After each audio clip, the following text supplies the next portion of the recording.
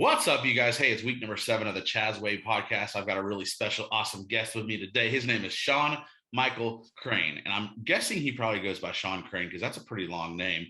But you can find this guy on Instagram at Sean_Michael_Crane, and he's also got a website, and he'll tell you all about that as well. But I want to thank you guys so much for being on to listen, to watch.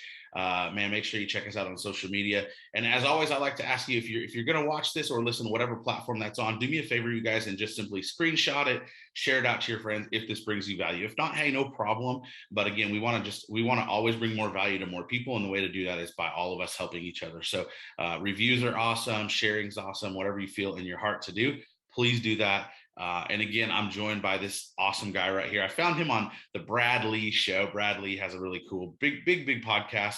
And I really enjoy that. I hear so many awesome guests on that. And Sean is no exception to that. And so I'm going to let Sean introduce himself. But before that, I want to say that, Sean, when I heard your interview on Brad Lee, what I noticed right away, and you'll get into your story, but what I noticed is super humble, super real.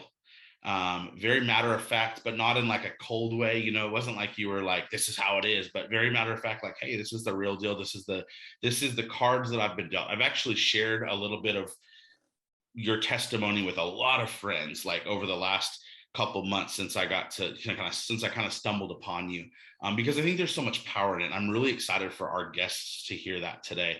And I think it's just there's a lot of power in that, and I'm proud of you for that. I just want to commend you for your willingness to find a way to go through the life that God gave you and choose to find an avenue that was going to serve others and serve you the best way possible. Because it's easy for all of us to take what we're handed and find a negative route or a route that isn't a servant way, if you will. And you've chose to go a positive way. So I definitely want you to share your story. Before that, you know, this guy's from Southern California. He's an author. I can't wait to talk about your book. But Sean's also a dad. He's also a fitness guy. He's also a husband. He's also a guy who has a relationship with Jesus, you guys. And I know he'll talk about that as well. And this guy's got a powerful story. So without further ado, Sean, why don't you introduce yourself? Tell us where we can find you. Tell us what you like to be called. Is it just Sean Crane? Is it Sean Michael Crane? Take it away, my friend. Yeah, appreciate the introduction, man. I really do. For sure. And very grateful to be here, connecting with you and to have this conversation. So I go by Sean Crane. Sean Michael Crane's the extended version. I actually started putting in my middle name. You'll hear the story, but when I came home from prison, because I had, some negative publicity before that point, and I really wanted to, make an impact coming home. And I started changing that so that when people Googled me, the first thing they saw wasn't a mugshot. They got to know me first and see what I'm doing and kind of see what I'm about before they, I guess, judged me. Wow. So I go by Sean Crane, Sean Michael Crane. It's all relevant.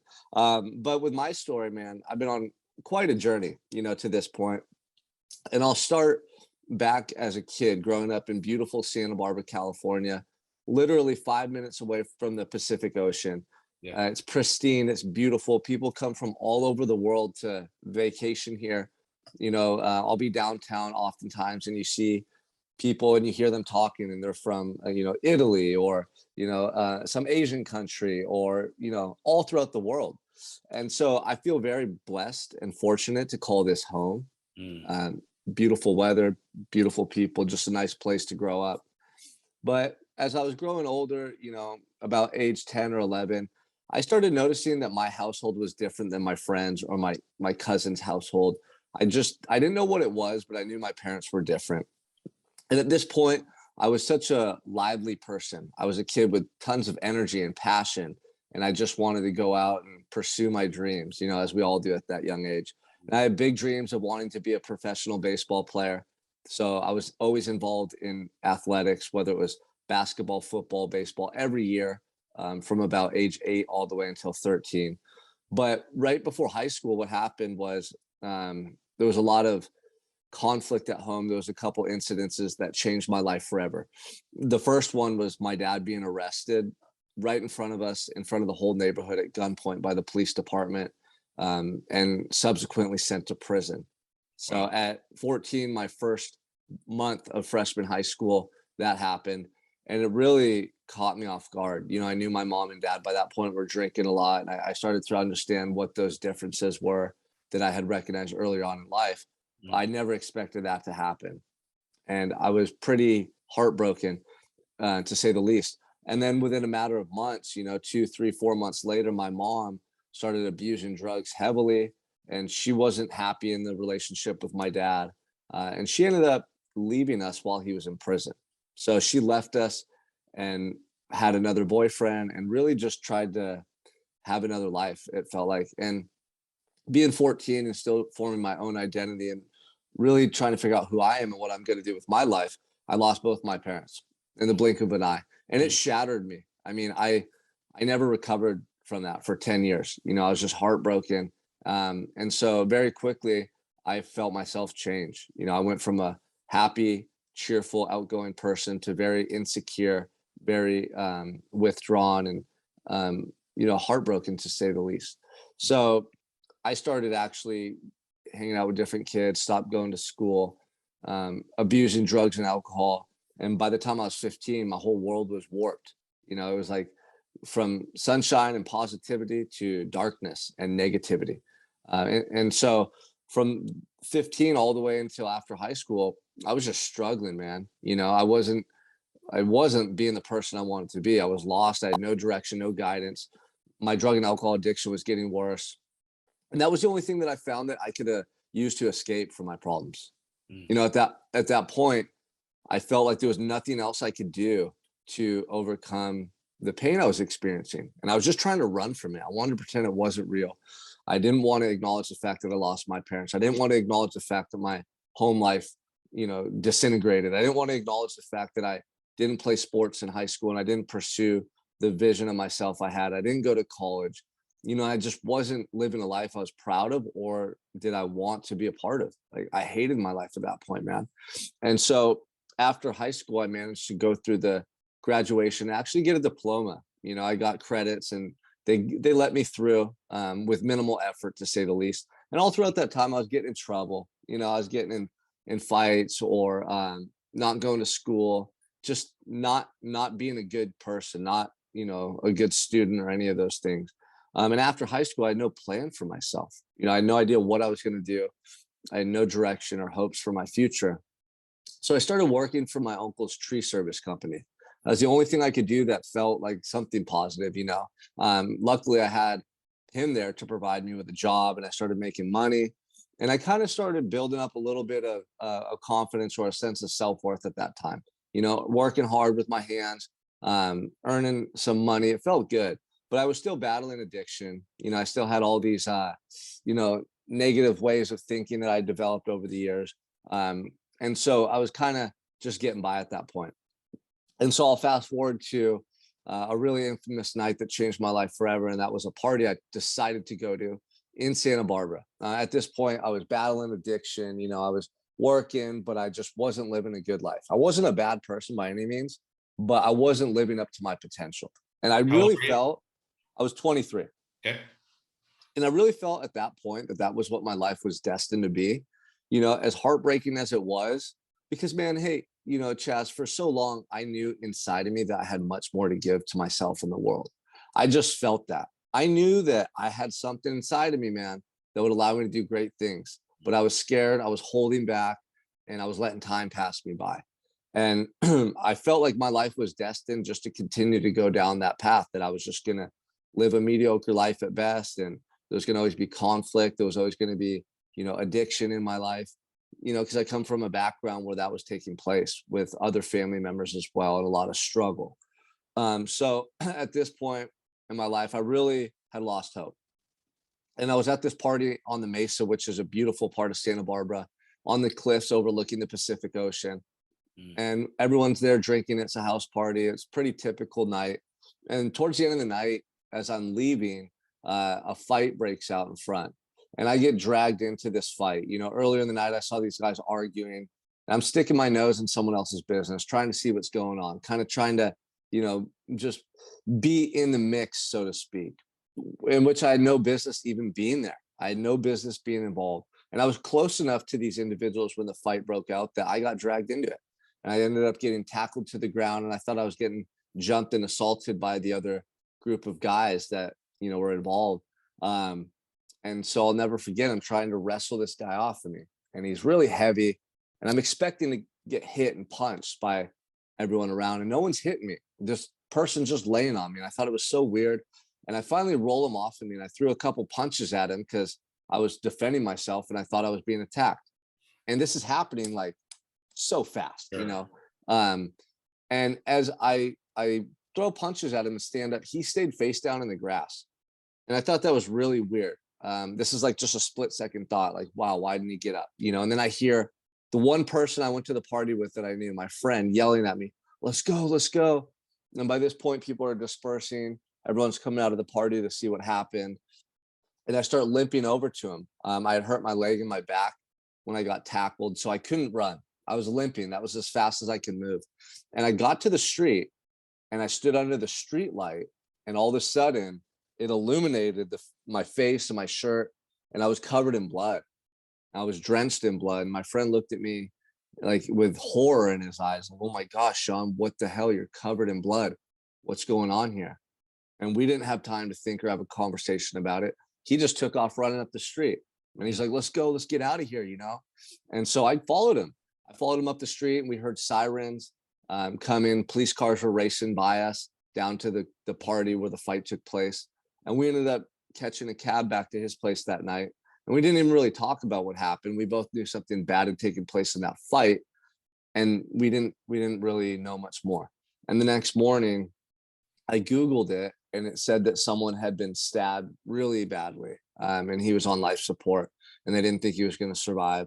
And about a couple hours later, the SWAT team, the forensic unit, all these canine task force police officers came and arrested me at that location at gunpoint at my friend's house we were at, and charged me with attempted murder. So that's when everything changed for me. In the blink of an eye, now I'm facing a life sentence for a crime I didn't commit. It's not funny. It's crazy. That's so scary. Talk about like the perfect example of wrong place, wrong time. And you hear stories about people that end up going through situations that literally were not something that they did. You really truly are in the wrong place at the wrong time. So walk me through the process. What happens? You get arrested. Well, what's the next step from there? They take you to jail, and then what? Yeah. So when they take you to jail, man, you're just shocked. Like you said, you can never imagine that happens to you. You've seen it in movies, right? You've read about it or heard about it happening to other people. But being in that moment was surreal. I couldn't believe it. And so they take you into like a holding tank, and they have to book you into jail, and they give you your formal charge at that point. I'll never forget, I had one phone call home. I called my Uncle Mike, who raised me, and I said, hey, I was like choking back tears, trying not to cry. I was so devastated. I said, hey, they're charging me with attempted murder. I didn't do it, but I'm being charged with attempted murder. I'm in jail. And that was it. You had like 30 seconds, and then they, by the time they processed me into the jail, it was late. Everyone was sleeping. And I walked down this hallway. I'm holding my stuff. It smells really bad in there, man. Jail smells so bad. And they take me into this small little tank, is what they call it, with the bars. And there's just bunk beds in a small room, smaller probably than your bedroom. And there's about 10 guys in there sharing different bunks. And there was no room. So that first night I had to sleep on the floor until they cleared up space the next day and gave me my own bunk. And I was just in shock and disbelief. I'm in this tank. I'm charged with attempted murder. And in my mind, I'm still thinking this is a mix up. They're going to get this straightened away tomorrow or this week, and I'll get out. And so the next day I start introducing myself to everyone. And throughout that week, you get familiar with, the routine of being in jail and whatnot, trying to call home, figure out what's going on.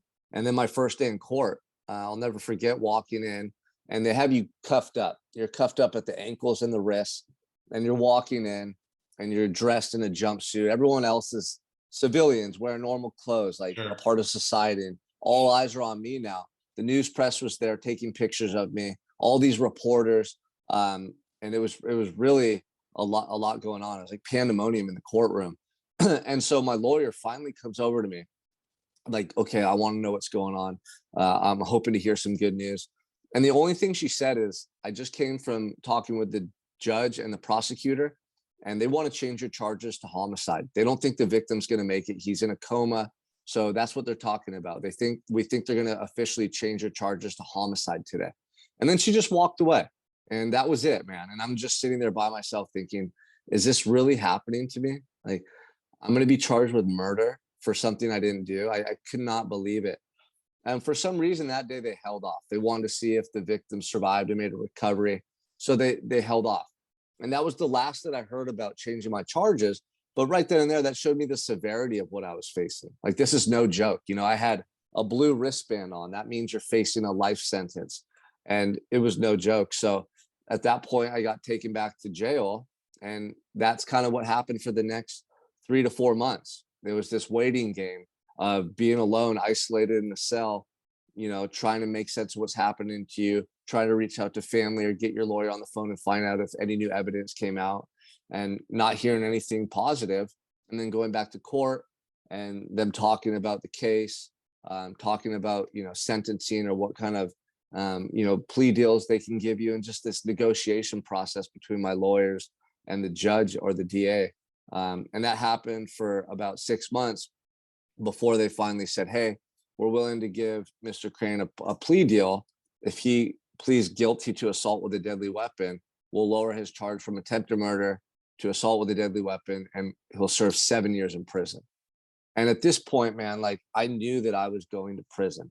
You know, that I had accepted that. You know, about a month into this ordeal, I called my lawyer one day, and I was hopeful after court one day. You know, there was some potential new evidence and new witnesses coming out that could clear my name. None of them ended up coming forward and making an official statement. But I called my lawyer and I said, hey, what's going on? Like, is there anything that's going to help clear my name? You know, I kept telling them, hey, I didn't do this. I'm innocent. You guys got to go out and find these witnesses and people that know the truth.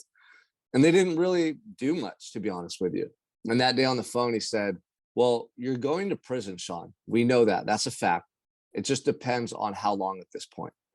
And I hung up the phone with him that day, and I could not believe what was taking place, you know. And in that moment, I just made the decision that I wasn't going to try to fight it anymore. I wasn't going to try to, you know, blame other people or complain or be a victim, that I had to really fight for my life. And that was the mindset I started to develop. So before they even gave me the plea deal and offered me time off my sentence, and I have to admit guilt to something I didn't do, I was already committed to overcoming this challenge by any means necessary. In my mind, I was like, they're not going to defeat me. I'm not going to lose. And I looked at this as an opportunity to, for redemption for my younger self too. That boy who got dealt that tough hand growing up, that boy who his parents left him and his heart was broken and didn't pursue his dreams. That's who I was fighting for, you know? And something inside of me changed in those dark and lonely nights, man, in my cell. Before I even went to prison, I was committed.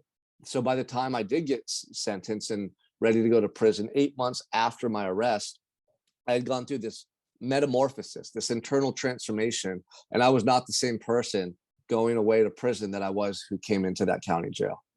Okay. So that's let's stop there for just a second. So when the police come to the door of your buddies, and you maybe didn't anticipate it, but you already knew something severe had happened. Maybe you wouldn't have dreamt that they were going to point the finger at you, right? But they come knocking on the door. How did you react when the door busts open and they're talking about your name? How did you react to them? Yeah, so I had anticipated probably being detained and questioned. I thought that they were going to try to get me to tell them who did the crime and, you know, be a witness for them, really. I had no idea that they would be arresting me thinking I was the main suspect. I never imagined that.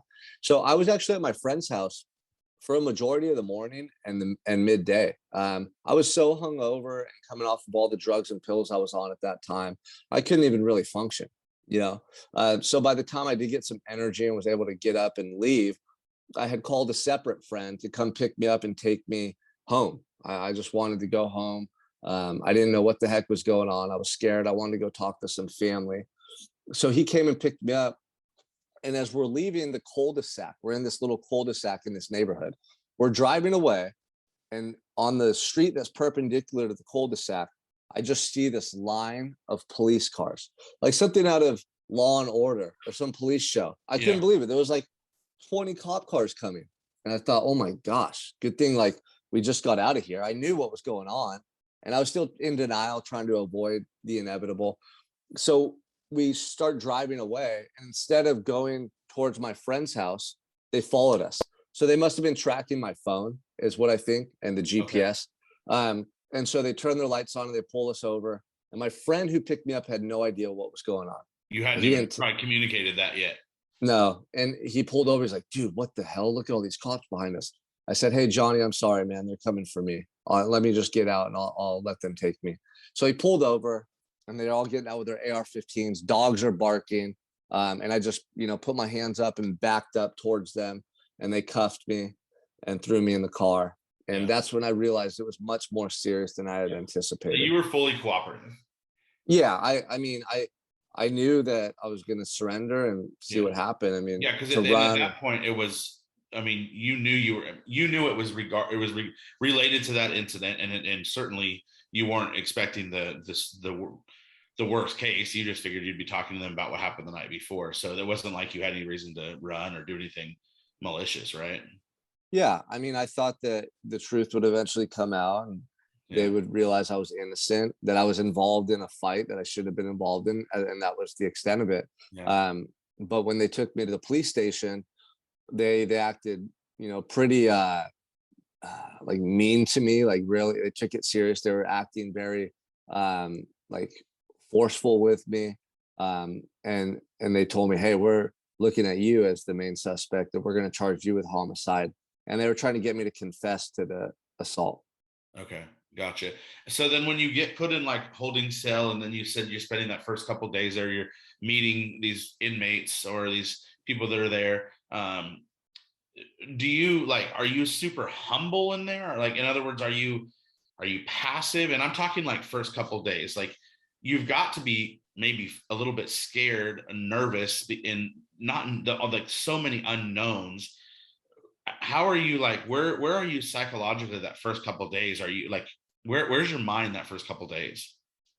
Yeah, you're scared, you're quiet, you're observing things. I mean, I was shocked that I was charged with attempted murder and scared of that, but almost more so than that is your immediate surroundings and just making sure you're safe, like trying to gauge people around you and assimilate to where you're at. You're in a setting where you could potentially be in harm's way as well. So where I was not anything to be scared about. I mean, once you get acclimated, it was pretty easy to adjust to. And the guys that you're incarcerated with, they kind of look out for you. They know who's who. And so they help you to kind of get adjusted.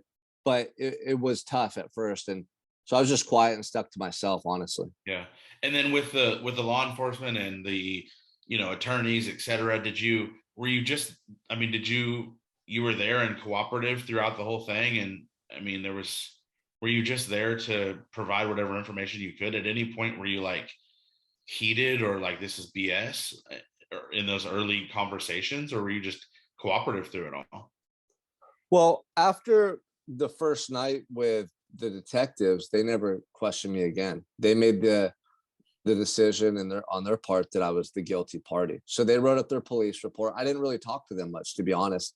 I didn't have anything to say that they wanted to hear. They didn't want to hear me say I didn't do it. Yeah. All I could tell them was I didn't do it. That was it. Yeah. I had no testimony for them, for anyone else involved. I was dragged into this fight and kind of wrestling around the whole time, so I didn't see anything. And I left the scene, and I had a bloody shirt that they found. Yeah. So they asked me about that, and they asked me why I ran, and why I attacked the guy. And I tried to tell them what happened, but they didn't believe me. Sure. So all things considered, like there wasn't really much to talk about. No, I mean, after that, I talked with my lawyers, and it came to a point where they didn't believe me. And this is something I never talked about. This, what I'm going to tell you right here. I never really bring up this story a whole lot because it just doesn't come up in interviews or stuff. But I kept telling my lawyers, hey, I didn't do this. I didn't do this. And they had a private investigator who initially believed me. He was like, yeah, it's impossible for Sean to commit the crime when he was on the ground. The person was on top of him. The way the stab wounds were, because the guy got stabbed. That's what happened. the areas that he was stabbed in, the motion and stuff, they said it was impossible for me to do it based on how he was laying on top of me. And so the investigator for me believed me, and he was out trying to get testimonies from witnesses and get this information together. So I kept telling my lawyers, hey, like, what can we do? I'll take a lie detector test. I'll do anything. So they said, okay, we're going to set up a lie detector test.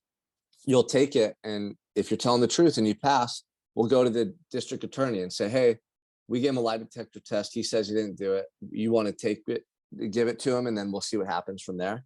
So I thought, wow, this is my chance. I'm going to get my name cleared. And the morning that the individual running the lie detector test came to the jail, they pulled me out. They pulled me up front to a separate cell with my lawyer and this individual. And that morning, I was so nervous, man. I was like pacing in my cell. My palms were sweating. I was like, this is it. This is going to clear my name, you know? And I was just so focused on that test. So I went in there and I felt my lawyers weren't very friendly to me to begin with. I think they probably thought I was guilty. They just didn't care. And then you have this officer there staring at you. You have this guy giving you the lie detector test who's just like staring at you with a blank facial expression. And it felt like a really cold setting. So I don't know what happened or how accurate those tests are, but I failed. I failed. And so when that happened, I was like, God's sending me a message, man. I'm not meant to go home. Like, I couldn't believe it. I thought for sure this was going to be my ticket to freedom. And I'll never forget, later that day or that night, I called my lawyer from my cell where my phone was in anticipation for this good news. And she said, you failed. And I could not believe that I failed. I mean, I'm like, I'm telling the truth here. What the heck? Yeah. So I don't know if it's because I was so nervous just from the whole situation that my heart rate was up and it triggered the test. I don't know what happened. But after that, my lawyers acted different. The investigators stopped coming to see me and ask me questions, and they kind of just dismissed me. So, you know, at that point, I felt like, man, I'm going to fight for my life. I don't know what the heck's going on here. I'm charged with a crime I didn't do. Everyone thinks I did it. And now I just failed the lie detector test. And that was a tough one for me to deal with. And you think maybe that was part of where that shift you talked about, where you decided, like, I'm going to fight for the teenage me. I'm going to fight for the cards that I was dealt, right? And then you went into a whole different survival mode. And really that's the beginning of what we'll talk about, where you have a complete shift through that whole time frame that you were in prison, right? Yeah, I think up to that point, I was hopeful. I was in denial. And I was still playing the victim role, you know, blaming other people. Yeah. You know, poor me. How is this happening to me? And when this happened, man, I was like, you know, I'm just going to fight for my life. Like, I'm not going to sit here and rely on anyone or try to plead my case anymore. Whatever time they give me in prison, I'm going to go do it. And I'm going to become the best version of myself I've ever been. However long I'm in this cell, I'm going to become the best version of myself every moment, every day that's ever lived. And that's just shifted something in my thinking, where I went from being more passive and, you know, scared to like, I have to fight for my life. This is my one opportunity to change, you know, to get through this time and to come out and live an amazing life that I always wanted to live. And so in hindsight, it was the best thing that could ever happen to me. Because if I didn't go to jail and I didn't go through those experiences, I'd probably be dead from an overdose, honestly. The amount of pills I would take and alcohol I would drink, going out, you know, or on a daily basis trying to numb the pain I was dealing with, I would either be dead or just live in a pretty meager life at best. Yeah. And it just makes me think, like, if you would have, I mean, what if that lie detector was negative and you were dismissed and walked out? And I mean, really what you're saying is like, same thing. Like, I'm just reiterating that you'd have just maybe been cleared and walked out and gone back to the life you were living. And that's crazy, man. Okay, so move me forward a little bit. What happens next when you, like, what's the process? How much time before you end up in the prison system? Was it state? Was it federal? And then, like, what's that process like? Yeah. So, you know, after that, and I went to court and found out that I was going to be offered a plea deal. Right. In my heart, I knew I had to take it. You know, it was either that or go to trial. And the percentage of people who win in trial is like 1%, Oh you wow. know? Yeah. And the cards were stacked against me. The evidence looked really bad. And the way the cops wrote up the police report, I would have lost and I would be still in prison to this day. Wow. So I just felt that I had to take this plea deal. And this was the biggest challenge of my life. And I truly felt in my heart, if I overcame this challenge, that good things would be waiting for me. I just felt it. Like, if you can do this, if you can get through these 2,000 days. Something better is waiting for you on the other side of that. And Mm. that was the mindset I went into it with. So I went into court. I admitted guilt to something I didn't do. I stood up and gave him my, my plea. I signed the paperwork. And then from there, it's a matter of weeks until you, what they call catch the chain. Um, you go to Wasco State Prison, which is a reception center. So it's all state prison. That's a reception center where you go and then they figure out what prison they're going to send you to next, where you'll do a majority of your time. So you go to reception, and then you go to what they call mainline. Mainline is where you're going to be at for years, and you're going to be living there and doing your time. So when you get to Wasco, it's a really intimidating place. I'll never forget, they wake you up really early in the morning, and they start driving you up there while it's dark. And now you're on the way to prison, and just the anticipation, the stories you've heard, the things you've seen in movies, everything's just playing in your mind. And you get there, and then you go into another holding cell where you're processed all day long. You're hungry, you're thirsty, you're sitting shackled up for 12 hours straight. It's not a pleasant experience. And then walking up to the building, I'll never forget that. It was about sunset, and everything's just concrete pathway, barbed wire and fencing on both sides. You're walking, I think, holding your blanket to your bedroll, which is like your mattress and stuff. And an officer's leading you and a bunch of guys. And then you just see these big, huge cement buildings with like little slits for windows that you can't see in. And it hits you. You're like, dang, I'm in prison right now. I'm about to go into the building. But I'll never forget that day, man. The sunset was so amazing. So here I had this really dark and sinister environment that I was about to enter, but there was still like a symbol of hope for me to grasp onto. That sunset. I'll never forget it. It was beautiful. And I just kept staring off in the horizon at that sky. And it was like a sign for me, like, hey, you're going to be in some dark times these next couple of years, but don't ever let your sunset like fade away. Don't ever forget this moment. Hold on to that hope, hold on to that young boy that you're going to be fighting for every step of the way. And so that's what I did. I got into prison, and you're thrown into this tiny little cell. I mean, it's like, feels like you're in a closet, and there's a person in there waiting for you. And you just start getting, go ahead. What? You just start getting acquainted with your new environment, man. You start making introductions with people and kind of figuring out what is their process, what is their routine, and you just start kind of jumping into prison life. So, dad had gone away to prison. Did you ever have a relationship with your dad after prison? Yeah. Okay. When he got out of prison, when your dad got out, because did you say 14 when he went to prison? And he only went for 16 months, but it felt like forever. I changed a lot in that time. And he came back. Did you continue on a relationship after he got out? Yeah. And we became very, codependent, honestly. He came back, and I was already abusing drugs and alcohol. He tried to do good for a while. He slipped up, went back to prison, got out. Now I'm 16. And then, when I turned 18, we were working together from Uncle's Tree Service. That's who I was working with. And we were drinking together and doing drugs sometimes. So it was really, bad relationship. It was codependent. It was not good. I mean, my dad helped me in a lot of ways, though, to help me understand things about life or becoming a man or building confidence. And he taught me a lot of things that I wouldn't have learned on my own that were valuable. But we had that other side of our relationship that was very self-destructive. Mm-hmm. So when you go to prison, like when you go to jail, you go through this whole process. Definitely sounds like lawyers were not your best friend for sure, even though they were there for you. Law enforcement's not on your side.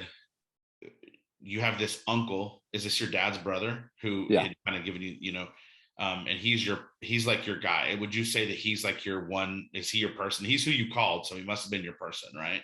Yeah, absolutely. Was there anybody else? Like, was there a circle of people outside of your friends who were just doing the party life? Was there anybody else? Like, was there a go-to person, or did you have a circle at all of support, or was it just your uncle? I know I have aunts and uncles who are very supportive. I mean, with my family, I have a pretty big family. So half of my family were, getting in trouble growing up, going to prison, fighting their addictions. The other half, they were living successful lives, good lives. So I had both. Okay.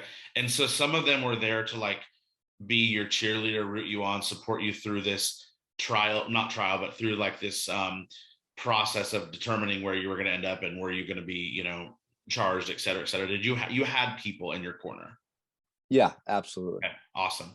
Okay, so then you go into prison, and when you see that sunset that day, and you chose to be like, man, this is so beautiful. Like, here's the reality, but here's the other reality. Like, this is gorgeous. Holy crap, this is real, right? Like, not everybody at 23, 24 years old even knows to think like that. And we like that could be a whole different conversation, and we won't take the time to do that. But somewhere in there's something in your mind. Somebody has set some sort of tone for you at that age, Sean, that has given you the ability to have that mental switch when you said, okay, I'm going to go serve this time, and I'm going to go out and change and fix and readjust the old Sean and create a new successful Sean, even though success meant doing time in prison. And also even being able to say, like, here's this beautiful sunset, and here is these crappy walls with windows that I'm facing for the next 2,000 days. Do you feel like there was somebody or something in your life prior to that at age 23, 24 that had maybe instilled something positive, or somewhere where you were able to see the light? Or was that something in your genes that gave you that? Do you know what I'm asking? Like, you had something Yeah, set inside of you yeah, that had a positive. yeah. It was my uncle Mike. You know, growing Yeah. up, he was always The tree the service guy? no. So my dad has a lot of family members, Okay. a lot of brothers. Uh, my uncle Mike wasn't the tree service guy. Okay. He was my dad's oldest brother who, when my parents left us, took over and started raising us. Okay. Um, he was always positive and loving. He showed me unconditional love my entire life. And he had instilled a lot of those qualities and beliefs in me growing up, being around him so often. So when I got to that moment where I had to fight for my life, I felt like I was able to tap back into who I truly was growing up. And that was the kid who loved sports, who was competitive, who would fight for what he wanted, Mm, who was also positive and loving, open minded. And, you know, all of those things, those values and characteristics, I feel like were imparted upon me by my Uncle Mike. yeah. So when I got arrested, I really had to let go of anything that was going to hold me back: drug addiction, negative thinking, blaming other people, all the stuff that I had developed over time of being unhappy with myself and in my life. I had to let go of that stuff, and they just started to melt away. You Mm, know, and I really feel like my true identity started to emerge over time. So me being able to recognize that sunset, it was probably a little bit of tapping back into my true identity, but also when you're incarcerated like that, man, and you don't see the sun for like days and weeks and months, or you don't get out of your cell for more than an hour a day, or you just are missing all of the things that we have out here, you appreciate stuff on a level most people can't grasp. Like the sun to me, and being able to see that sunset was one of the most beautiful things I've ever seen in my life. I'll never forget it, because for 8 months I had been living in a dungeon fighting for my life. yeah. So I just naturally started like wanting to be out in nature and see colors, and I missed that stuff. Yeah, absolutely. All right, so there you are at prison, and are you 23? I keep saying 23 or 24 because I don't know what's age at that point. Are you 24 when you hit prison? Yeah, I was 24 by Okay. that time. So you're 24 years old. You know you have, let's say, 2,000 days is what you said in prison. So you're sentenced to, did you say 7 years? Yeah. So Okay, 7 years, you do 85% of your time, which would have been about 6 years. okay, gotcha. So that was my next question. So you've got 6 years that you know you're going to do. You get into the prison. We don't need to go into the details of the adjustments because you've already adjusted to jail. You're adjusting to day one in prison. But what happens with your mindset? What happens with your, like, what becomes your game plan? And then walk me through, like, what happens? What's like what happens while you're in prison, mentally, psychologically, mindset wise, over those 6 years to become the Sean that we're looking at today? Yeah. Well, it all started early on in that county jail when I had nothing but time to just sit and think about my life.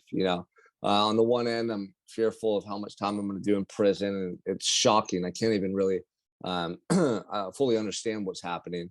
So I spent a lot of time thinking about the past, because that's something that I could understand. I could understand how I had wasted my life. I Mm, had so much regret. Didn't play sports in high school.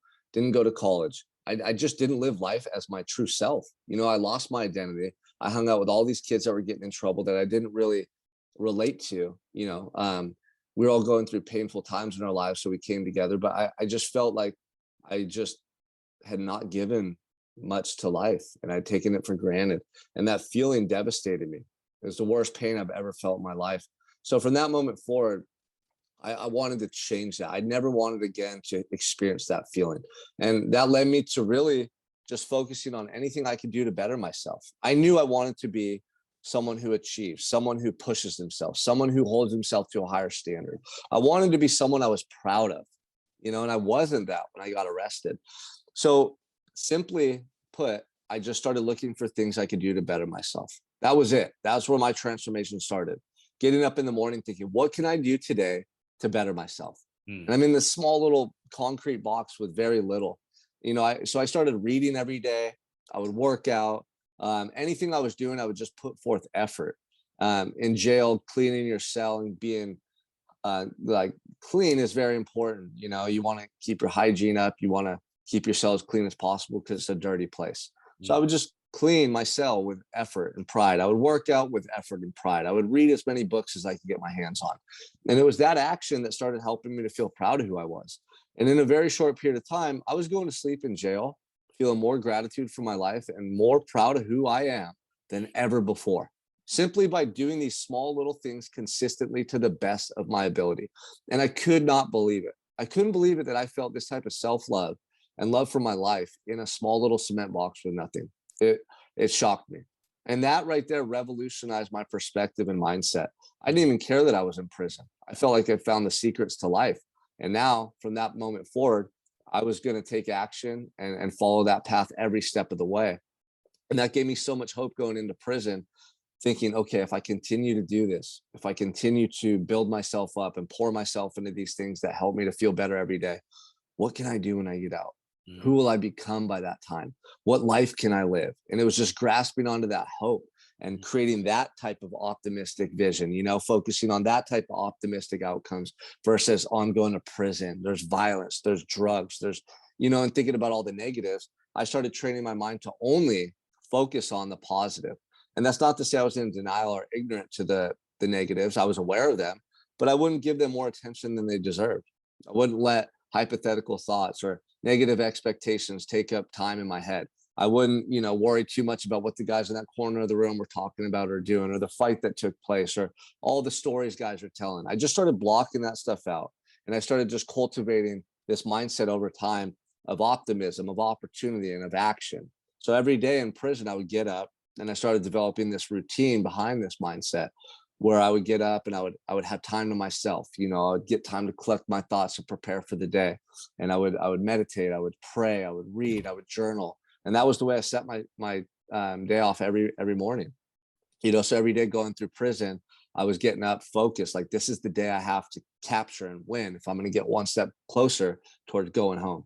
And then I was just looking for opportunity, man. When I got to prison, they had self-help groups, they had college courses.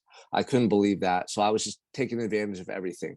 I was in every self-help group, doing every college course, every day I was working out, just everything in my power within my control to improve myself. That's all I focused on for that time, with what's in my control. What can I have an impact on? And so for 2,000 days, that's what I did. And in that time, I was able to get college degrees. I was able to mentor other inmates. I was able to join Toastmasters, which is a self-help group, and start speaking in front of guys. I was able to do drug programs they offered and work as a inmate counselor once I graduated and help facilitate meetings and run meetings. So all the while in prison, I was doing more than I ever had my entire life to develop and improve myself. Yeah. Those five and a half years became the best years of my life at that point. So coming home, I had tremendous amounts of confidence and momentum that I could do some pretty cool things if I put my mind to it, just like I had in that negative environment. Yeah. And the impact that you made there, it sounds like is like crazy. Did you have, like, through that time having a morning routine you talked about, did you have a cellmate through all that? I'm gonna assume. Yeah. Okay. Do those change often, or can they? In your case, did they change often? Yeah. I mean, you might have like, one for a year, you might have two or three that year. It just depends if they get moved, if something happens. So yeah, you go through cellmates. Do you feel like the routine that you created, like getting up early in the morning, I don't know what that looks like. If early in the morning means you can get out of your cell and go have some quiet time, or does that mean sitting in your bed or in a corner? But whatever that looked like for you, do you think you made an impression on some of those cellmates? Because I'm sure the inmates as a whole, you had some great, but do you feel like some of your cellmates you made, do you have any testimony, any stories of relationships that were built through that? Yeah, not as much cellmates. Like, they saw who I was and what I was doing. A lot of my cellmates were a little older too, and they were kind of Okay. just, doing their time. Some of them had a lot of time. Some of them maybe didn't have that much time, but we would have positive conversations. It was more the impact for me with other inmates came the last year of my time in prison. So for the first three and a half, I was living in cells with other inmates like that, and you get out and you're in the day room every so often. I was pretty withdrawn. I was really focused on myself. At that point, I didn't have a whole lot of confidence in the guys around me or belief in them that they could change or wanted to change. Okay. I was just fighting for my life, and here and there, if I'd get into a positive conversation with someone, I cherish that because conversations of substance are few and far between in that environment. So, I remember one cellmate I had, we would talk about stuff, and it was great to have that type of conversation that was not just about drugs or violence or prison life. But other than that, very seldom. Now, Yeah. my last year, I got moved to a prison where you're in a dorm. Now you can go out and talk to 10, 20, 30 people a day, and you have access to a lot more self-help groups and rehabilitative programs. And that's when I really started being able to work with other guys. They would see my routines, they would see my workouts, my discipline, my consistency, my positive attitude. And they just started asking me questions and wanting to be around me more. So the ones that did want to change, I started to build relationships with them. And it was great. I saw guys enroll in college, guys make plans to, change their life when they got out, guys build up their physique and their confidence through their daily workouts. And a lot of them have reached out to me since coming home, seeing what I'm doing, or telling me how my influence in that time impacted their life. So that was really cool. And, that experience is what gave me the idea and helped me to uncover my purpose of coaching and serving is, wow, I can have an impact. My story, Yeah. my message, it can change lives. And that's why I came home with that mentality that I wanted to coach and help people because of my experience in prison with those guys. For sure. And that's what I was going to ask you, if that was what inspired some of the life coaching side of what you do. And it sounds like that's a definite yes. So when you were, it sounds like, and actually, instead of me assuming, I'm just going to ask you, when you knew, like, at what point in prison did you like start counting down the days and thinking of your plan of like when you were out? Like, when did you start planning? Like, hey, I know I've got this much time left, and here's my next steps. Like, when did that happen? Yeah, I mean, you do your best to ignore your release date because Okay. it hurts. It hurts to think about it, man. You're like, oh, only 3 years left. Okay. And you're like, cool, 3 years, half my time's gone. And then you think, wow, 3 years, and it hurts. So it's in the back of your mind. You always know it's there. Every time the calendar goes by or a date goes by, you're marking it off. But um, no, I knew I wanted to come home and just be a really good person. That was where it started. I wanted to come home and just push myself to be the best person I could be. And that was in everything. And I'm not just talking about like saying hi to people in the grocery store. Like I wanted to be like the best human the world's ever seen. That was the passion and like energy and desire flowing through my veins. Like it was no, I don't want to just come home and like I want to be the best Sean Crane that could ever walk this planet, man. So, Yeah. I was writing down all kinds of stuff. I had a bucket list. The very first thing was climb Mount Everest. The second thing was get a master's degree. The third thing was like do the Ironman, run 100 miles, like anything and everything I could think of, like create a foundation, donate to charity, raise $1 billion and give it away. Like my mind was expanding in ways that I never imagined it could. And I was felt like I was dreaming, man. Like I was a kid dreaming, but all those dreams I was going to attain and pursue, so I didn't have a concrete plan. I just knew I was going to come out and I was all in. Conquer. And as I got closer and closer, I had narrowed it down to either counseling with kids and going back to school for that, or fitness and life coaching. And those were kind of the two things that I was thinking, okay, this is the quickest way I could start having an impact. I knew I wanted to write a book. I knew I wanted to speak on stages, and I knew I wanted to change the world. And that's really where my vision was at that point. Yeah, and that's what you're doing. So you read a lot of books when you were in prison. Was there a book that, so I'm thinking like as you're kind of describing the things that you wanted to do, I'm like, so the reason that I was able to have some similar desires is because I got around the right people. But you weren't around the right people. So they say, you're the sum of your five friends. Get around the right people. Change your circle. Iron sharpens iron, right? But for you, that's actually kind of, I don't want to say the opposite, but you weren't dealt that same deck of cards. You actually didn't have that. Now it sounds like towards the latter end of your stay, you started finding some of that with some self-help groups and some of those kind of relationships you started to build, right? But as a whole, it doesn't sound like you really had that circle. So were there maybe some of those books that made a massive impact where because you already had the foundation, you were already starting to build like the mental desires to do bigger things, but it wasn't like you were elbow to elbow in entrepreneurs. You weren't like hanging out with Ed Milet and whoever, all these people, like they weren't in your corner. Was it the books? Yeah, that's interesting.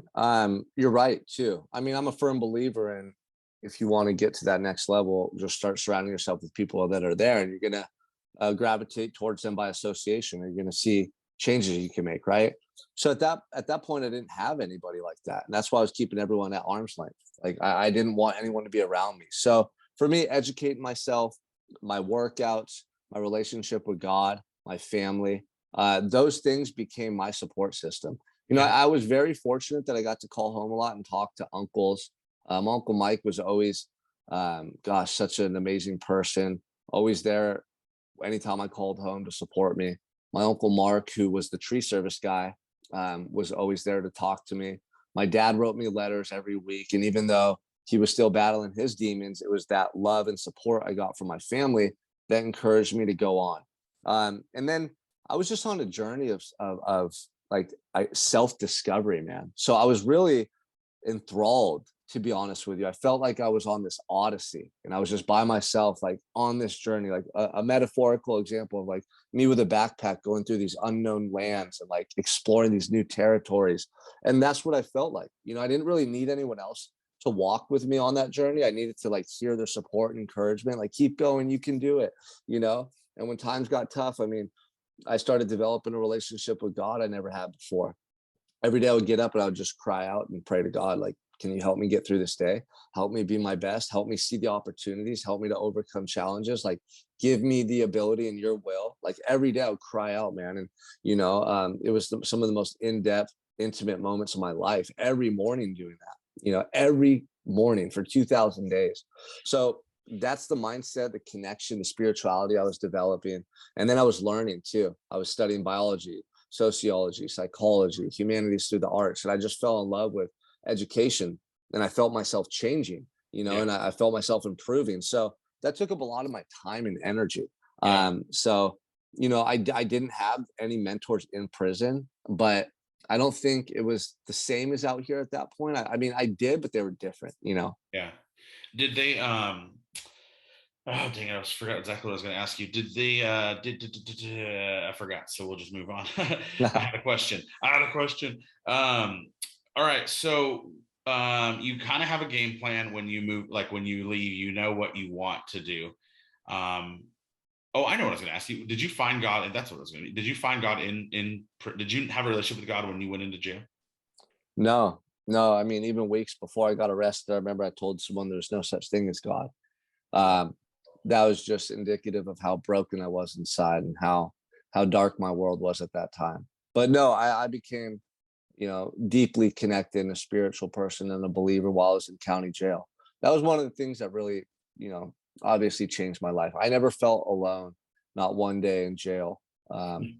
Even when I was in a dark cell and things seemed hopeless, I always had that relationship with God and that belief that God had my best interests at heart. And it was God's will being done. And I was on a path that maybe at the time I didn't understand, or the things were happening that I couldn't fully grasp, but that they were going to help me somehow, some way. And that was the faith that I developed in there, man. It was life changing. That's really powerful. That's beautiful, and I'm glad we were able to segue to that, because I knew that you had a relationship with Christ. I wasn't sure where that happened or how that came about. Whenever I listened to you on Bradley, for some reason, what I took, the biggest takeaway I took away, And I've listened to that message 4 times now, and that interview, and I haven't heard the words, so I must have just interpreted it.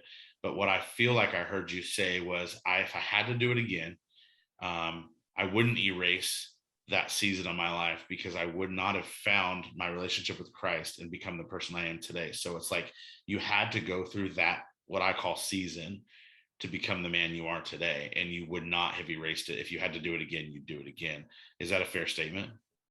Oh, absolutely, man. 100%. There's a lot of power in that. That's wild. Thanks for, obviously, thanks for sharing. I know the story is what I always say this to people. So I say this so often, man. Like, our journey is so often not about us. It's about the ears it's supposed to fall on. It's about the people that are supposed to hear it, right? And so I say that to you because I thank you for sharing it, but I also think it's so important that we do share. And I know that there's people that are listening that think that their story is not important, or that their journey is not important, and it doesn't have to be a 7-year sentence to prison. It doesn't have to be 150 pounds overweight. It doesn't have to be somebody that's wealthy or somebody that's poor. But everybody has a story. Everybody has some sort of story. There's not a single person on this earth that doesn't have a story. And that can be to whatever severity level it is, but we all hurt different. We all feel different. And I just think that, sometimes it is just sharing that with others, because sometimes you never know who's on the other side of that. Like who need, and I opened this podcast up saying, like, I know that this falls on certain ears that are supposed to hear it. And that's how I feel about your story and my story and every story that's out there. And one of my prayers is that people hear things and are encouraged to share what they have. Again, let me fall right back to saying that when we share what we have to say, sometimes it's not about us. It's about who's supposed to hear it, so that it can connect maybe with somebody else. And so, it's easy to say, like, I'm glad you're sharing your story, but the deep part of that, Sean, is that you don't have to share your story. Like, you could absolutely be a closed book. There are many, many, many people that are incarcerated that will never share their story. There are many people that get out of prison or jail that will never share their story. There are many obese people that will never talk about the pain that comes with obesity. I know that that fitness is a huge part of your life. There are people that you probably work with that they never even share with you some of the deep, and maybe they do. Maybe that's one of the blessings that you bring to your clients. But there are deep, dark, heavy secrets that come with obesity, for example. And if people like me don't talk about the realities of the pain that come with it, then other people that are sitting on their couch struggling with depression or pain physically and mentally may never, ever, ever, ever come out of that dark, dark place, right? And so it is important that we share what we have, because not enough people do, and I just always pray that nobody's more important or bigger than another person. People thank me all the time for, I heard this and this on your podcast, or thank you for sharing this. And my answer always is like, I'm no different than you. The only thing I did is I just did it. You could do the same thing, and so, and I just appreciate that. So where's Sean today? You get out of prison. When did you get out? 17, October 23rd, 2017. Okay. What happens? Like, can you walk me through the day you get out?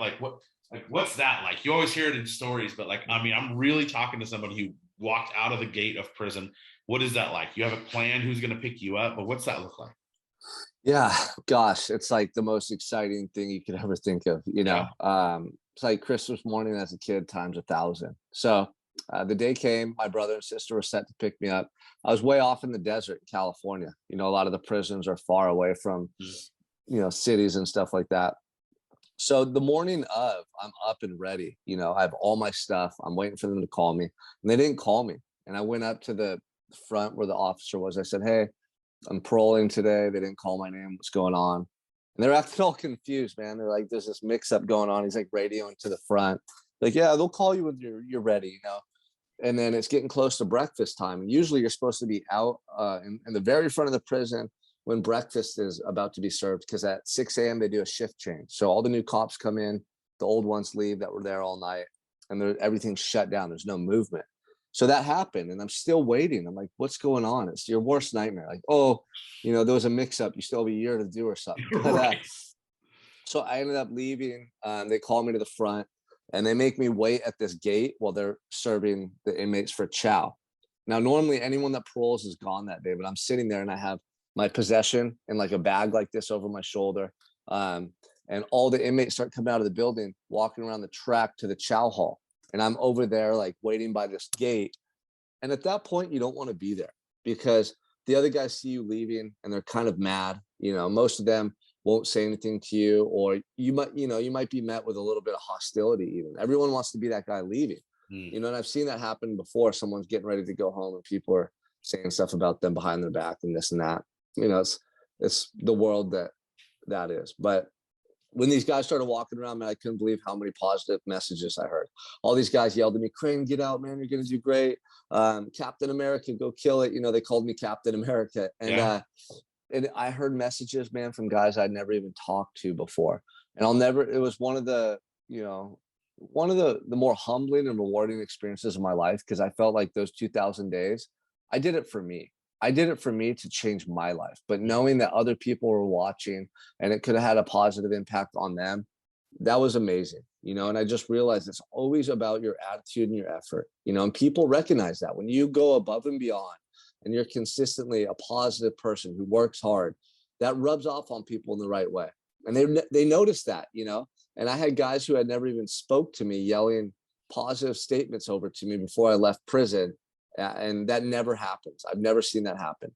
So that was really special. I was meant to be late getting out of prison for a reason, Yeah.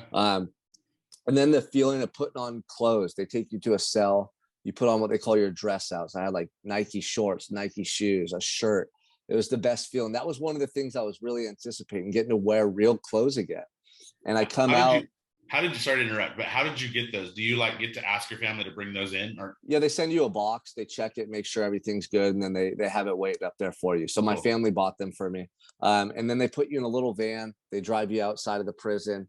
And I'll never forget, I stepped out of the back of the bus, and it was just the sunlight, man. I yelled so loud up at the sky like a howl, and then my brother and sister right there, and I went and hugged them. And the colors were so vibrant and bright. The desert in that morning hour is just like very, very, very bright, a lot of color. I wasn't used to all that. I'm around stainless steel and cement. Yeah. But then we jumped in the car and we took off. And for about half the drive, I had my head out the window, just letting the wind hit my face. So much emotion coming out of me after all that time. Like I did it, man. I'm out. I made it through that challenge. And then we went all the way to Huntington Beach in California, and we ended up renting surfboards spontaneously, my brother and I, and paddling out these huge waves and surfing for like, hours. And then going and eating cheeseburgers and just having the best day. It was incredible. It was so surreal, man, but coming home, it's a challenge. Life's fast out here. It's a different way of living. I had to adjust to that. So I thought that, the challenges were over, but it was really just the beginning. It was like you climbed a mountain peak and you thought it was just all downhill from there. Yeah. And then to realize it was a series of peaks that I was going to have to keep summiting and overcoming. Yeah. Do you have any desire, like in your coaching, do you have a desire, or have you even maybe done some of this work already in helping anybody or helping some like former inmates transition back into the real world? Is that something you've done or are doing? Because I know that that's a very, very real thing. Yeah. A partner of mine who also served time in 2006. His name's Travis Ritchie. We just created Convicted Mindset, which is a mentorship program for men who have been in prison who are currently in prison. So we're working to get our curriculum. Did he just interview with Brad Lee? Yeah, it just dropped today. I was actually there with him in the interview. So during the interview, if you can hear Bradley talking to someone off mic, that was me. I was there on the couch. Yeah. So we went out there to talk with Brad about Convicted Mindset, and Travis has an incredible story too. Okay. So Brad might be involved. We'll see. We're trying to get a lot of people involved because there's a lot that we can do to help people and provide more resources and opportunities. So we created Convicted Mindset. If anyone's listening, go check out the website, convictedmindset.com.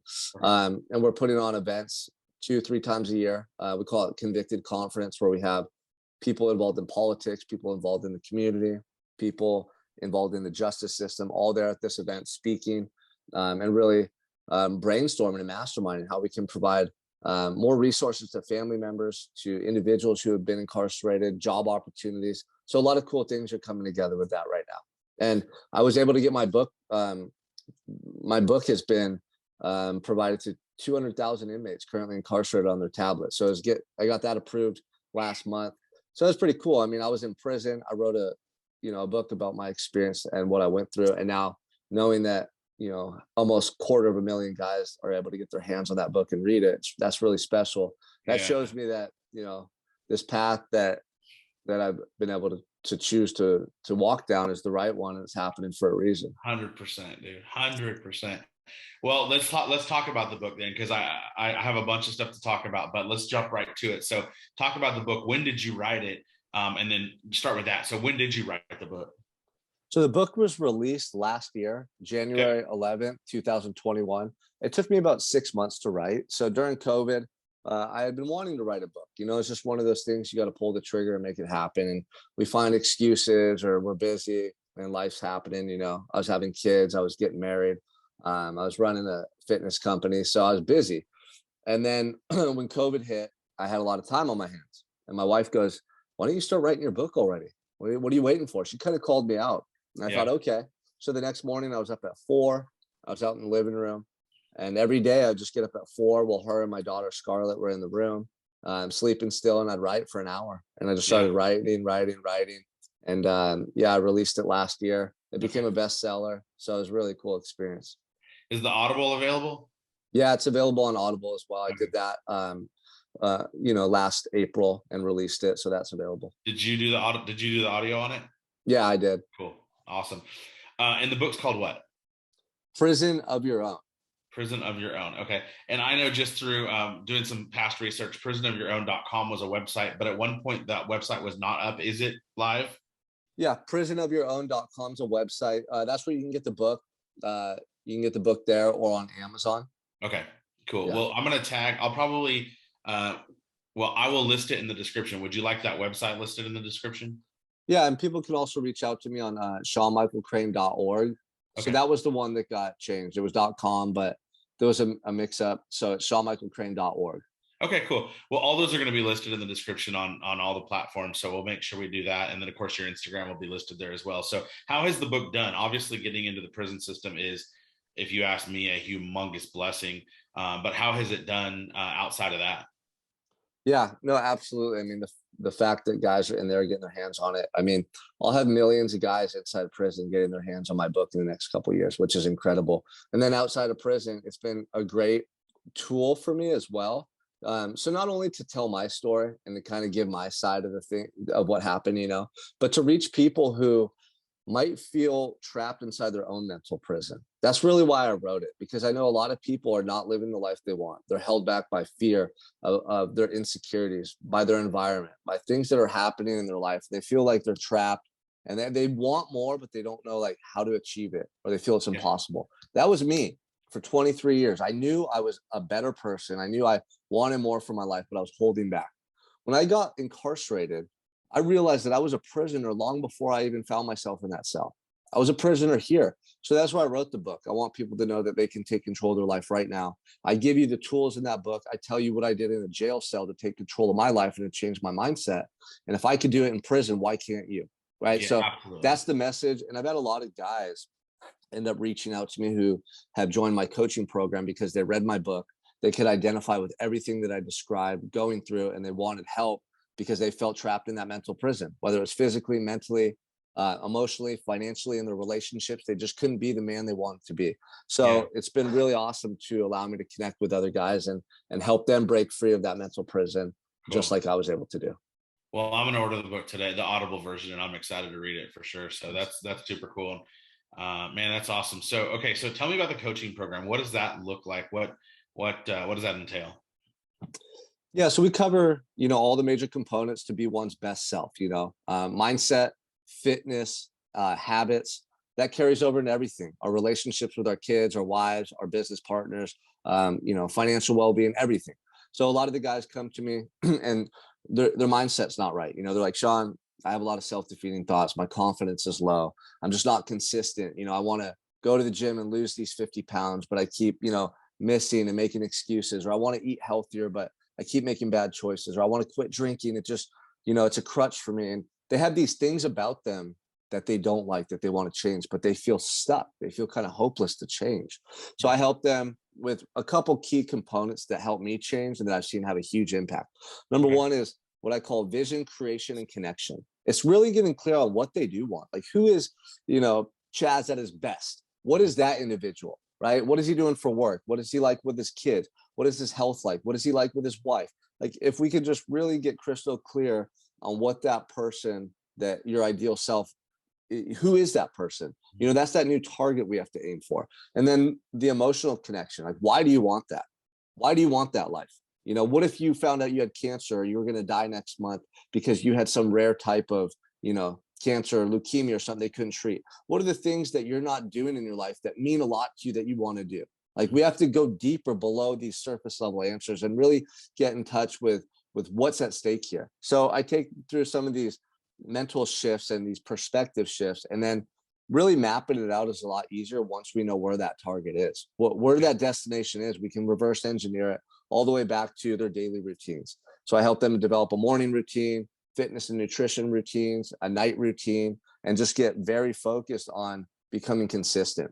Small wins every day, small wins, stack them up, and it builds so much momentum. And a lot of that confidence we're lacking comes from just not taking action. So we start doing these things consistently that make us feel good about who we are, and it starts to change the way we think about ourselves. It changes the way we interact with others.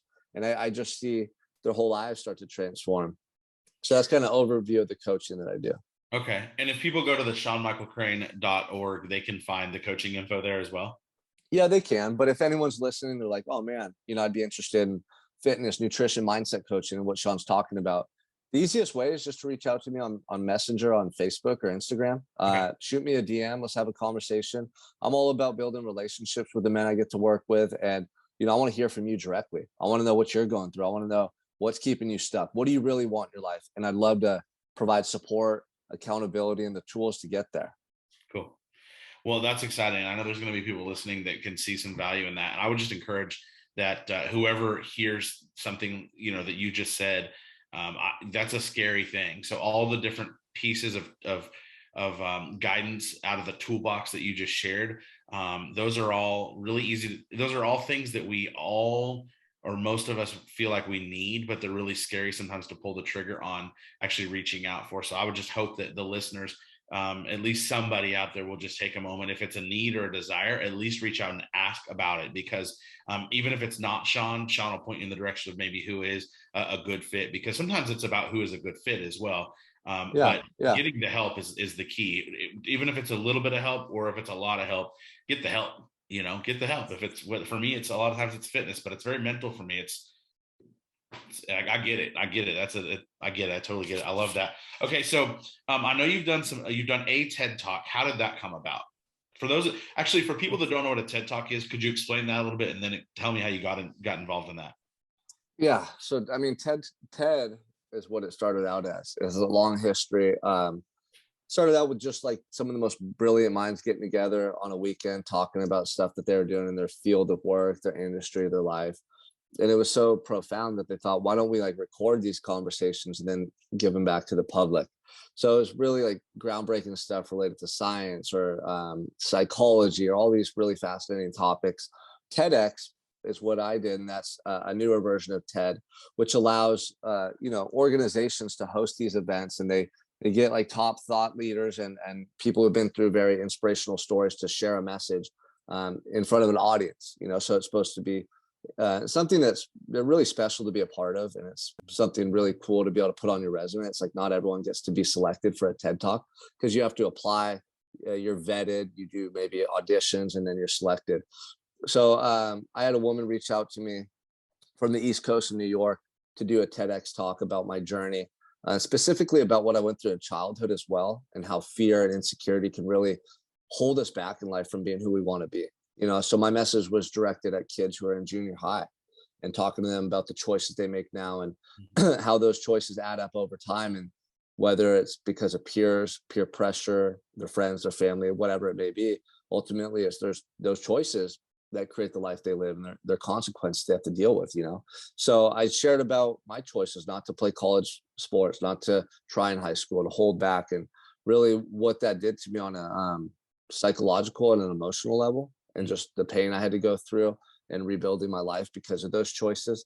So that was really cool, man. Got to share that message, and that's what I love doing. I love speaking, being honest, open, and vulnerable, like you said earlier, because if I show all my cards, man, I talk to people about my darkest moments and what I've been able to go through and overcome to get to this life I get to live now. Like, I want to inspire people to know your pain, your failures, your struggles. It's part of the story. It's not a bad thing.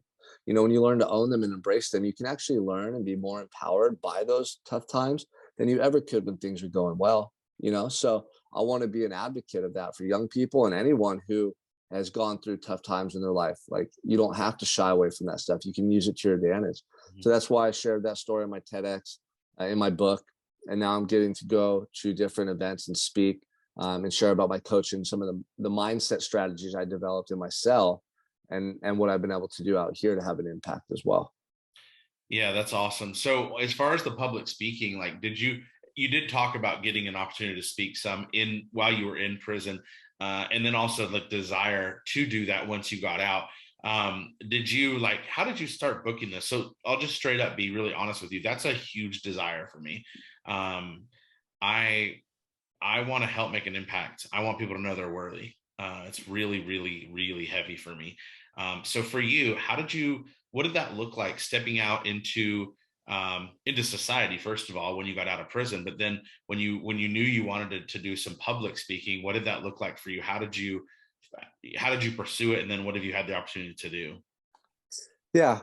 So I think I told that story on Bradley. The first time I spoke was in prison, and I got nervous. My face was red, and I was really Yeah. bad at it. We had to speak at a drug program I was in, and I didn't like the way that felt.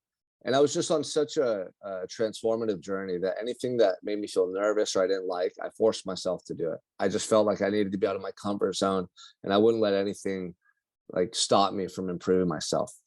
So that's when I did Toastmasters in there. And then all the while, I had this feeling of like, I want to get out and share my story on stage. I just had this feeling. And part of me would be like, man, do you really want to do that? Like, try to talk myself out of it, because it can be nerve wracking at first. Mhm. So I kept just practicing and practicing and coming home using social media to share my story, getting comfortable talking about it, talking in front of my clients and in smaller settings. And then just making the decision that I'm really going to push to become a keynote speaker, that I'm going to study other speakers, that I'm going to practice on my own, that I'm just going to get on stage and see what happens. Even if I'm bad, I'll improve. Even if I don't Yeah. do good as I want to, I'm Sure. not going to shy away from it. So I got a chance to speak 2 weeks ago in Boise, to a bunch of kids, which was really cool. And then before that, about 6 months ago, at a bigger event in Arlington, the Badass Business Summit, which was an event for entrepreneurs. And that was awesome. I mean, that was the first speech I really prepared, and I was the keynote speaker there. So that was incredible. I felt completely in my element, and that was just confirmation, like, this is what you're made to do, and what, fills your heart when you're able to experience it. So from that point forward, it's just about, being on it as far as reaching out to event coordinators, sharing my message on social media. Like, what I found is that when you open your heart to something and you pursue it, like, those opportunities do come. Are you going to be ready? Right? Are you going to be ready? And are you going to do whatever it takes to hit those stages? Like, it's all possible. Mhm. For sure. So I Awesome. love that about you, man. We'll talk about that, off the record, but whatever I can do to support you in that too, I'm here for you. Cool, man. And so thank you for that, by the way. Do you have stuff coming up as far as public speaking engagements, or are you just, continuing to be there and, be open to them as they come available? Yeah, so I got selected for a speaking engagement in March in Long Beach, California. Something related to corrections and the justice system and the reentry system. Just kind of being, so I'm a keynote speaker, and kind of like a success story from someone who's gone through trials and tribulations, actually did prison time and come out and create a really good life for himself. So that'll be something I'm excited for. And then in June, we're putting together what we call Convicted Conference in Boise, which Okay. has a lot of big name speakers and representatives from government, both local and national. So that's an event coming up. And then I've had um, people who represent speakers, like a speaker hub, speaker bureau, reach out to me recently. So I'm looking to probably book a lot more speaking engagements through them, Perfect. and kind of develop a partnership with them. Good for you. That's awesome, man. Well, I wish you the best in that. I know that you'll have a lot of opportunity. You do well on stage, and anytime that it's what's real and it's organic, of course it's going to come out. I mean, sure, the first few times you did it, it was a little scary, right? But when you're sharing what's your passion and what's real and what's your story, what is who you are, that's it's going to be great. So that's awesome. Man, let's see. I'm just gonna take a quick look at my notes if there's anything else I wanted to. Are you reading anything currently that's just really inspiring you? Yeah. So a book by Robert Kiyosaki, who's the author of Rich Dad Poor Dad. He Yeah. wrote a book, Cash Flow Quadrants, and man, such a good book for anyone who doesn't want to work a 9 to 5 their whole life, or they want to start making a shift in the way they think about money or finances for the future. I highly recommend getting that book. You know, it was recommended to me, and I'm always reading books related to personal development, mindset. This one's more based on finances, but also mindset, and it's great, man. It's awesome. So, Okay. you know, I got that book sitting here. I got Atomic Habits by James Clear. I just finished Dale Carnegie's How to Win Friends and Influence People for the second time. Oh So wow. I got so many books. I just try to get as much information as I can Yeah. consistently. I'll put the Robert Kiyosaki book in the description for sure. I've had a couple people talk about that. I have not read it, but I've had a couple. That name has come up a few times on that book for sure. As we close up, man, first of all, just thank you so much for your time investment today. If you were to speak to somebody that happens to stumble upon this podcast and they spent the last hour listening to what you had to say, and maybe it's somebody that's lost some hope or is losing hope or is in a place where they feel stuck or lost or in the dark, and whatever their life has in front of them today, what would you maybe say to somebody like that? If you had 30 seconds to just share some inspiration or encouragement, what would that look like? Yeah, I mean, where you're at right now isn't permanent. As tough as it may seem to understand that, like things could be so much different for you in 5 years from now, or even a year from now. So don't assume that things are going to be the same in 10 years as they are today. Second is all the negatives you're going through, all the tough times, challenges. If you change the way you look at them, they might become opportunities. They might help you. And that's what I did. You know, I had nothing but negativity in front of me, and I figured out a way to turn it into motivation, positivity, optimism. Like I reframed the way I looked at my situation, and it changed everything for me. So ask yourself, how can I turn this situation into something that helps me? How can I learn from this? How can I grow from this? How can I retain control over the situation and do something to improve myself or my circumstances? And you have to start thinking on those terms. You know, you can't look at it as far as like, oh, it's happening to me, or oh, there's nothing I can do, or it's them. Like focus on you and what you can do and how you have to look at the situation to empower you versus defeat you. And that'll make a world of a difference in your life going forward. I love that. That's awesome. That's very awesome, and it's very true. It's very real. I know that we agree on. First of all, mindset is absolutely everything. Secondly, the way you look at things absolutely controls, in my opinion, your future. Optimism is huge, and I also love that you and Brad had your conversation. I love that Brad likes to challenge people, but he's also open to, he's open to learning as well, and I respect him for that. But you guys had the conversation on his show about things happening for people versus to them. And it was really cool to listen to you guys because I actually have my opinions on that whole subject as well. But just real quickly in this last couple minutes, it at the end of the day, what that really translates to, I wish I was like, when I listened to it, I was like, gosh, I wish I could give some input, right? But now I get to, God's good. And so the reality is like, you can word that and frame it however you want, but at the end of the day, it is all about how you choose to its perspective on everything. So he obviously took it to extremes, talking about like, what if this happened to your wife? Like, would you look at this as happening for you? Well, no, the reality is like, you could look at getting food poisoning and that can be devastating. Or you could also look at it like, you know what? I'm super stressed from work and I might be having a heart attack tomorrow because I haven't made myself stop. So maybe I needed to have this downtime, right? So it is absolutely about how you look at situations. And while I don't, I don't usually say like everything happens for you instead of to you, but what I always do say is like there things are, I just believe that everything happens like it's they're I think God's way ahead of us is what I think, and I Yeah. just feel like they're going to happen. And I think that you can look at, I I'm 44, Sean, and last week we had last Wednesday, 2 Wednesdays ago, we had a storm here in Oklahoma, and the storm in Oklahoma is kind of funny because my Anna, my girlfriend, is from Minnesota, so the storms are way different, right? But we ended up having a snowstorm. We got like 8 inches of snow, but 2 hours into the storm, I'm driving my two-wheel drive truck home that I paid cash for, and I'm all excited that I've paid cash for this truck. And I'm 3 blocks from my driveway on a straight road. I'm 44, never been in an accident in my life. And my truck does a 180, and I go into the other lane. I'm going 20 miles an hour because it's a snowstorm.